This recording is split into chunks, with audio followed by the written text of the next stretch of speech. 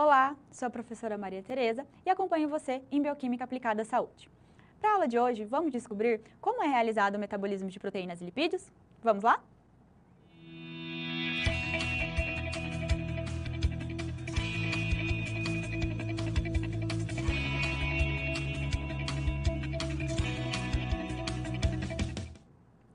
Para o correto funcionamento do nosso organismo, são necessários a quebra, o metabolismo de vários tipos de substâncias, dentre eles os lipídios e as proteínas. Quando isso acontece, parte desse produto ele vai ser utilizado pelo corpo, mas também há a geração de toxinas e resíduos que precisam ser eliminados. Por isso, vamos ver hoje como que funciona o metabolismo de lipídios e proteínas. Vamos começar pelo ciclo da ureia. O ciclo da ureia, também conhecido como ciclo de Krebs-Henseitle, é uma via metabólica essencial que acontece principalmente no fígado, né, gente? O fígado, ele vai ser o grande responsável pelo metabolismo da maioria de substâncias do nosso organismo.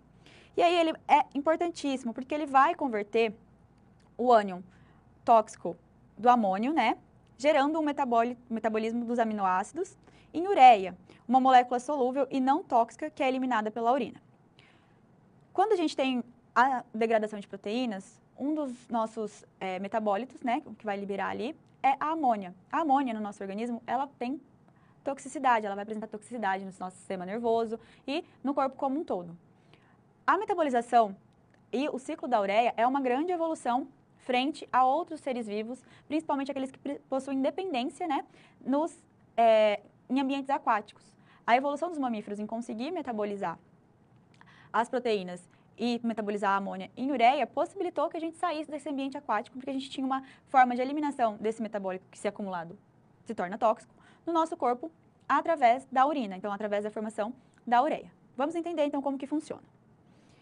Onde que vai acontecer o ciclo da ureia? Ele é localizado então no fígado e ele vai acontecer parcialmente nas mitocôndrias e parcialmente nos citoplasmas das células hepáticas.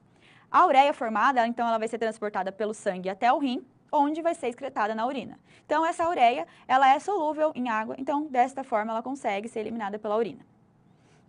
Qual que é a importância fisiológica do ciclo da ureia, né, dessa eliminação desse metabólito, né, da síntese da degradação de proteínas? A importância fisiológica vai ser, principalmente, a detoxificação do amônio, e aí esse ciclo ele vai eliminar justamente o excesso de amônia, que é tóxica, né, ao nosso sistema nervoso. Ele também faz parte de uma interconexão metabólica. O fumarato que é produzido, né, nesse ciclo da ureia, ele pode ser utilizado no ciclo de Krebs para produção de energia. Então, além, né, da liberação desse detox de amônia que vai acontecer no organismo, o ciclo da ureia também produz o fumarato que vai ser utilizado no ciclo de Krebs, né? E aí, qual que vai ser o resumo, então, do meu ciclo da ureia? Como que ele vai se comportar? Vai entrar ali a amônia, o aspartato, o bicarbonato e o ATP. A gente precisa de energia para estar fazendo esse ciclo. E aí, como resultado, o que vai sair desse ciclo é a ureia, que eu vou eliminar na urina. Então, vou eliminar essa substância que, se acumulasse no meu organismo, seria tóxica. E vou liberar esse fumarato, que também vai ser reciclado no meu metabolismo. Ou seja, uma parte eu vou estar eliminando e outra parte eu vou conseguir reutilizar no meu organismo. Então, é um ciclo importante ali para manter a homeostasia do meu corpo.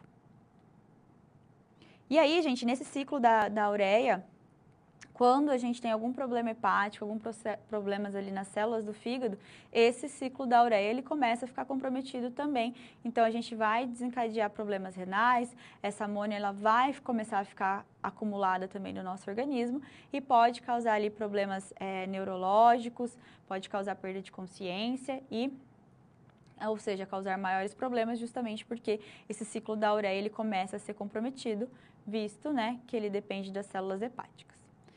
E aí, dando continuidade, né, aos estudos dos mecanismos ali de ação dos meus metabólitos, das minhas moléculas de interesse, nós temos um processo também que é importante, um processo bioquímico importante, que é a oxidação dos ácidos graxos. Então, essa oxidação de ácidos graxos, também conhecida como beta-oxidação, é um processo metabólico pelo qual os ácidos graxos são degradados para quê? Para formar ATP.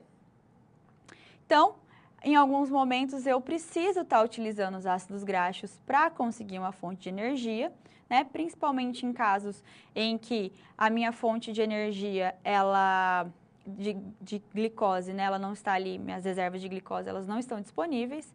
E aí eu posso utilizar, então, o mecanismo de beta-oxidação desses ácidos graxos para obter ATP. E aí onde que ele vai acontecer? Pode acontecer nas mitocôndrias e, em menor grau, nos peroxissomos. Então, a gente tem essa via alternativa para a obtenção de energia, para a formação de energia. E aí, nós vamos começar ali aonde para conseguir obter, né, a oxidação desses ácidos graxos. A gente vai converter os ácidos graxos, então, em moléculas de acetil-CoA. E aí, lembrando, né, que o acetil-CoA, ele vai poder iniciar ali no meu ciclo de Krebs para gerar meus receptores, né, de elétrons ali, o NADH e o FADH2. Nesse ponto aqui, é muito semelhante, né, se eu estivesse utilizando também, fazendo ali um ciclo de Krebs proveniente do meu degradação do glicogênio, da utilização de moléculas de glicose ali provenientes da minha alimentação, por exemplo, ou do meu glicogênio ali de reserva, tá? Então, o que eu vou precisar para iniciar o ciclo de Krebs? A formação do acetil-CoA. Mas nesse caso, na oxidação de ácidos graxos, essa obtenção do acetil-CoA foi através dos ácidos graxos. Vamos entender um pouco melhor. Então, essa conversão dos ácidos graxos em acetil-CoA vai iniciar ali meu ciclo de Krebs. E aí, nesse caso, isso vai acontecer no caso de cetogênese, né? Em condições de jejum prolongado. Então, é mais um meio do meu organismo ter ali, né, de conseguir uma reserva energética quando há uma demanda e eu não tenho ali minha fonte mais fácil, né, digamos assim, de conseguir energia, que é através do glicogênio ou através de uma alimentação rica em carboidratos. Aí nós vamos para essas vias que são alternativas.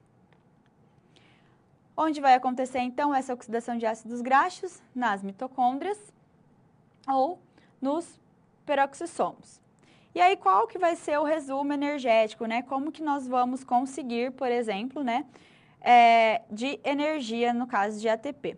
Então, por exemplo, na oxidação de um ácido graxo de 16 carbonos, ou seja, nesse caso, nessa molécula ali, é o palmitato, a gente consegue gerar até 129 ATPs. Aparentemente, é uma quantidade grande, mas comparado às outras vias energéticas, né, a gente tem um menor rendimento aqui.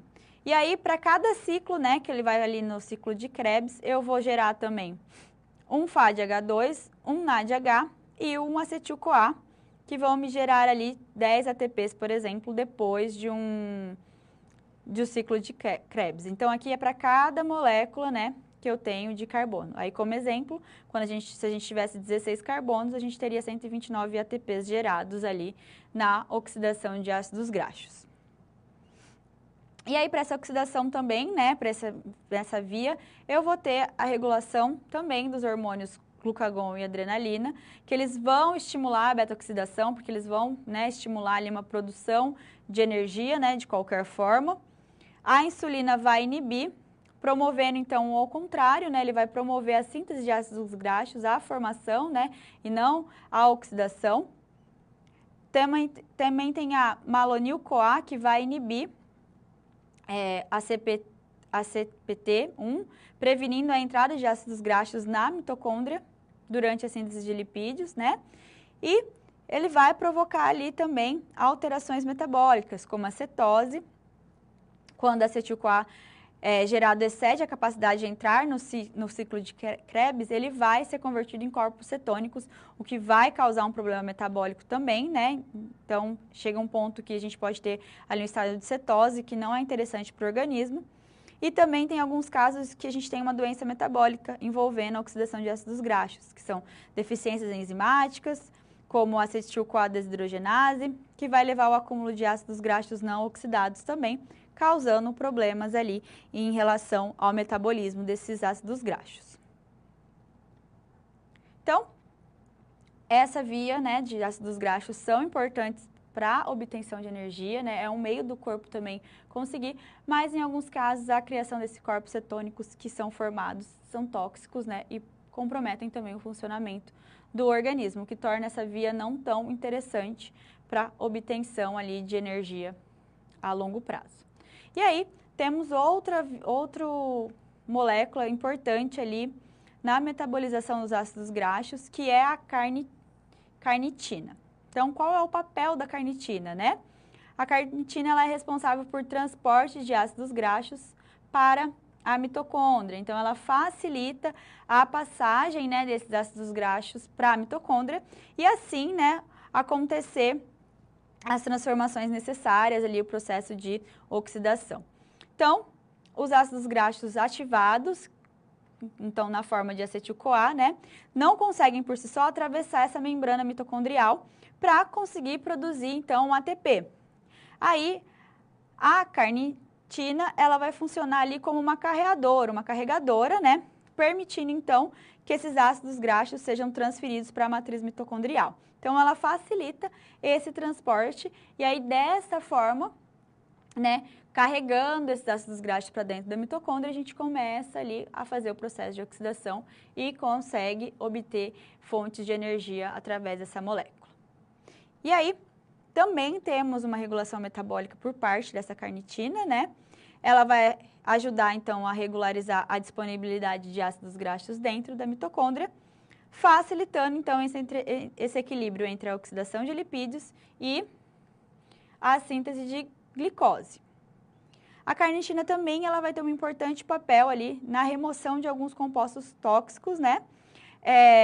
Em alguns metabólitos que são incompletos para fora da mitocôndria, impedindo então que o acúmulo desses metabólitos incompletos, desses metabólicos tóxicos, para dentro da mitocôndria também. Então, ela ainda é importante como uma remoção, ali, um removedor de compostos tóxicos para evitar problemas para a mitocôndria também. E aí, nós temos um outro processo metabólico, que é a cetogênese. Nesse caso, gente, esse processo metabólico, ele é feito pelo fígado também, e aí ele vai converter o excesso de acetil-CoA em corpos cetônicos, né? Que vão ser usados como fonte de energia nos tecidos periféricos, especialmente em situações de jejum prolongado, em dietas cetogênicas, ou quando a pessoa tem um diabetes mellitus descompensado. Então, a gente entra nessa via ali também da cetogênese.